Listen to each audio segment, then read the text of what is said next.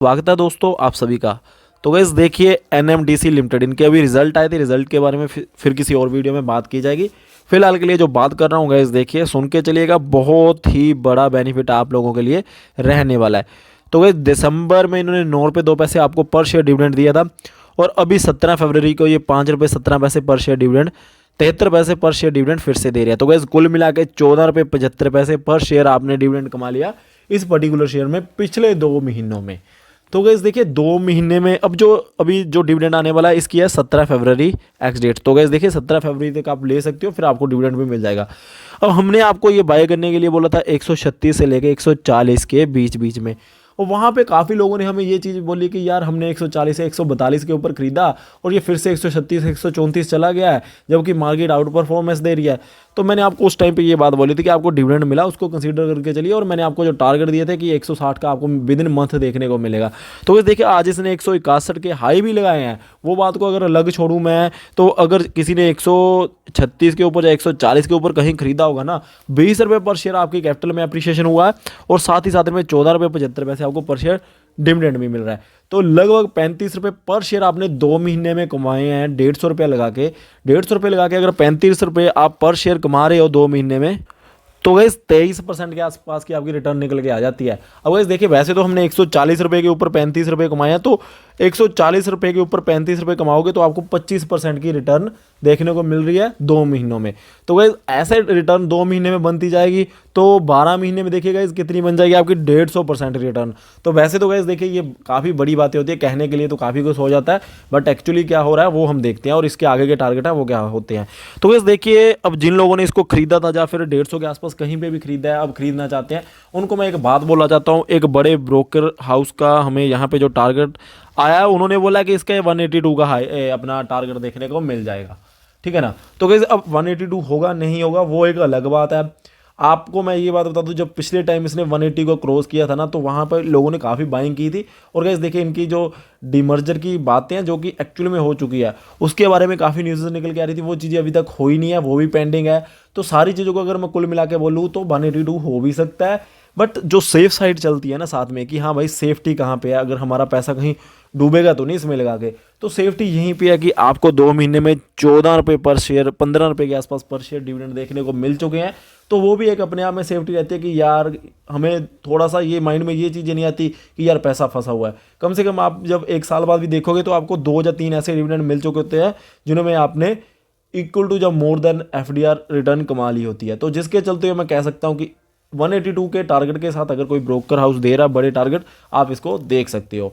बाकी guys demerger की बात है, जो आपको पता है इनका एनएमडीसी स्टील का बिजनेस अलग हो जाएगा, ओर्स का बिजनेस अलग हो जाएगा, वो चीज़ें होंगी फिर तो ये ऊपर जाना ही तय है। देखिए गाइस ये सारी बातों को अगर मैं छोड़ दूं कि हाँ इनके बारे में हम कुछ ज़्यादा डिस्कस नहीं कर रहे, तो एक मैं आपको बात बताता हूँ। जब ये शेयर 134 का था ना, मैं आपको यहाँ पे चार्ट में दिखा देता हूँ गाइस। देखिए बात को फील करने की कोशिश करिएगा गाइस, समझने की बात नहीं कर रहा हूँ मैं, फील ही करके देखिएगा बात को, आपको फिर पता चलेगा कि यार सही में क्या बातें बोली जा रही है।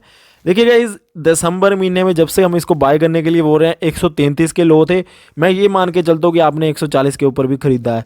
उस टाइम पे ना मार्केट आपको पता है निफ्टी 50 ने 18,500 के हाई भी लगाए थे। वहाँ पे लोगों को लगता था कि यार निफ्टी तो अब तो 50,000 हो जाएगी। देखिए गाइस वो चीज़ें होनी है फ्यूचर में, 2 साल बाद 10 साल बाद 20 साल बाद निफ्टी इंडेक्स काफ़ी ज़्यादा बढ़ेगा, वो सभी को पता है। बट गाइस देखिए जब मार्केट ऊपर की ओर जा रही थी ना 18,500 हो गई एकदम से, ठीक है ना, तो सभी को लग रहा था कि यार कैसा एनएमडीसी ले लिया, यहाँ पे तो फंसे पड़े हैं, मतलब कि काफ़ी टाइम से खरीद के बैठे हुए हैं, नीचे जा रहा है 1.5 महीने से 2 महीने से 5 महीने से, तो ऐसे आया हुआ था ना ये नीचे को, ठीक है ना, अप्रैल से ये अक्टूबर तक ऐसे आया हुआ था। काफ़ी लोगों ने यहाँ पे खरीदा था, जबकि हमने यहाँ पे आपको कभी खरीदने के लिए बोला ही नहीं था, हमें पता था ये नीचे जाएगा, बट यहाँ पे हमने आपको देखिए वीडियो सेक्शन में जाए लगातार बोला कि यहाँ पे खरीदिए इसको, ठीक है ना। तो वहाँ पे लोगों ने क्या किया, लोगों को ये लगने लगा कि यार गलत स्टॉक ले लिया, इसमें से निकल गए। जबकि गाइस देखिए डेडिकेटेड वीडियो बनाई थी, हमें कमेंट भी आए थे, हमने वहाँ पे भी क्लैरिफिकेशन दी कि इसको होल्ड करके चलिए। लोगों ने बोला कि यार पेशेंस कितना कर रखें, ये तो मूव ही नहीं कर रहा, मार्केट ऊपर जा रही है। अब मार्केट के साथ कंपेयर करके देखोगे ना, निफ्टी 50 18,600 से 17,400 के आसपास चली गई है, तो ओवरऑल नेट 1200 पॉइंट की गिरावट है। अगर निफ्टी 50 इंडेक्स में लगाते ना तो आपको लॉस हुआ होता, और इस पर्टिकुलर शेयर ने आपको 35 रुपये पर शेयर कमा के दिए हैं। वो कैसे, कैपिटल एप्रिसिएशन को लगा के चलिए बीच में और साथ ही साथ में डिविडेंड्स को। तो ये फ़र्क होता है सही टाइम पे सही स्टॉक को पिक करने का। देखिए कोई भी स्टॉक बुरा नहीं होता या फिर कोई भी स्टॉक ज़्यादा अच्छा नहीं होता, जो हमारा एंट्री पॉइंट होता है, जो हमारा एग्जिट पॉइंट होता है, वो अच्छा या बुरा हो सकता है। अब देखिएगा इस काफ़ी लोग होते हैं कि यार ऐसा स्टॉक पकड़ लेते हैं, ये तो बहुत बढ़िया रिटर्न दे रहा है। तो गाइस कई बार ऐसा कुछ हो जाता है कि वो जो बहुत अच्छा स्टॉक होता है, बहुत भाग चुका होता है, उसने करेक्शन मोड में जाना होता है, उसकी करेक्शन ड्यू होती है, हम ऊपर पकड़ लेते हैं, फिर वो नीचे जाता है, फिर हम वहाँ पे बेच देते हैं। कई स्टॉक ऐसे होते हैं कि बहुत ही बेकार होते हैं, बट वो इतने करेक्ट हो चुके होते हैं 70% या 80% कि हाँ वो काफ़ी हद तक करेक्ट हो चुके होते हैं, उनमें अल्टीमेटली एक बाइंग आनी ही होती है, बाउंस बैक आना ही होता है, तो हमने उनके अकॉर्डिंगली एंट्री बनानी होती है। तो अभी मैंने आपको बोला था, बट हाँ जो अभी 182 के टारगेट दिए गए हैं, तो उसके लिए मैंने आपको ये स्ट्रेटजी तो बता ही दी है कि आप क्या कर सकते हो।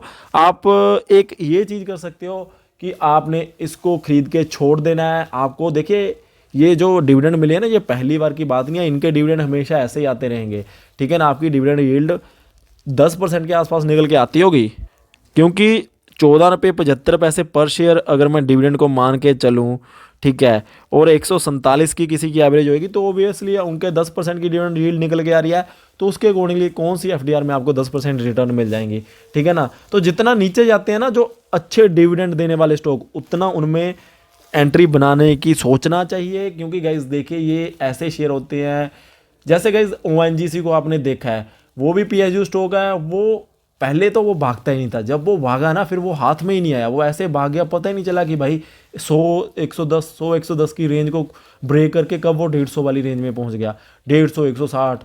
तो ऐसी चीज़ें हो जाती है। तो एक तो ये हमेशा चांसेस रहते हैं कि पैसा कभी भी डबल ट्रिपल हो सकता है। दूसरी बात ये रहती है कि डिविडेंड तो आते ही रहते हैं, तो उसके अकॉर्डिंगली ये सोच लीजिए कि आपने किसी कंपनी के बॉन्ड्स ले रखे हैं, ये सोच के चलिए कि आपने किसी अच्छे बैंक में एफडीआर करवा के रखी है, यहाँ पे पैसा आपका फंसेगा नहीं, ये सोच के आप इनमें इन्वेस्टमेंट कर दीजिए। ये चुनिंदा 5 से 7 पीएसयू स्टॉक है, तो आप सही ही रहोगे, आपको डिविडेंड मिलते रहेंगे और आपको कभी निराशा नहीं होगी।